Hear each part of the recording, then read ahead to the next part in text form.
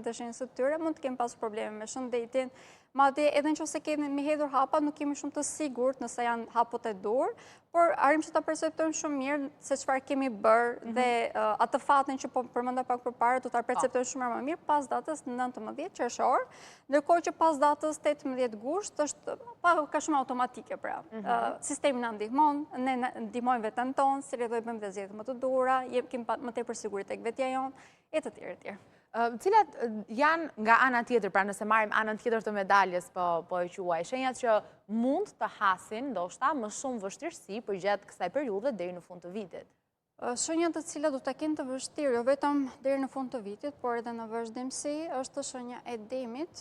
Kemi shumë ndryshime në këto momente tek shenjatura dhe shenja e demit nuk i ka qenë fare ndryshimet, do që të qëndrojnë në statusin. Çfarë po ndodh me demin aktualisht? Atëherë, në këto momente tek shenjat fikse kemi Plutonin, që është planeti i vdekjes dhe na detyron që të ndryshojmë.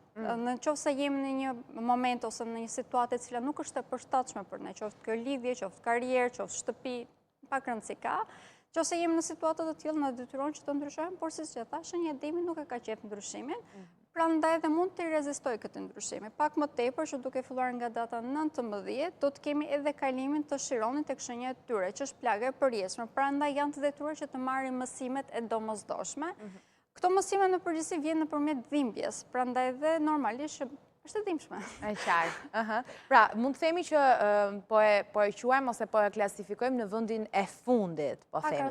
Tani unë për të siguruar për veten time, po ndoshta edhe për ata që po na ndjekin në vendin e parafundit kush është? Atëherë, shenjat fikse në këto momente, duam s'duam, janë të tilla, përveç shenjës së ujorit. Shenja tjetër, faktikisht e thash që ka fat, por duhet të jetë shumë i vetëdijshëm në mënyrë që ta përdorë këtë fat, është shenja e luanit. Pas datës 30 qershor do të kemi kalimin e Jupiterit, që është planeti i fatit, tek shenja e tyre, por planeti ka, ky planet, pra Jupiteri ka dhe këtë ndikim që zmadhon gjithçka. Në disa raste mund zmadhoj dhe anët negative. Prandaj dhe nëse nuk kemi të vetëdijshëm dhe bëjmë zgjedhje të gabuara, normalisht do ta kemi shumë të vështirë që të kthejmë timonin nga ana tjetër. Por edhe shenja e luanit e ka vetë në dorë nëse mundet apo s'mundet ta përdor këtë. Këshilla ime do të ishte që thjesht të shikojmë në afatxhat. Nëse jemi qartë, shikojmë në afatxhat e kemi shumë të thjeshtë ta bëjmë këtë si gjë.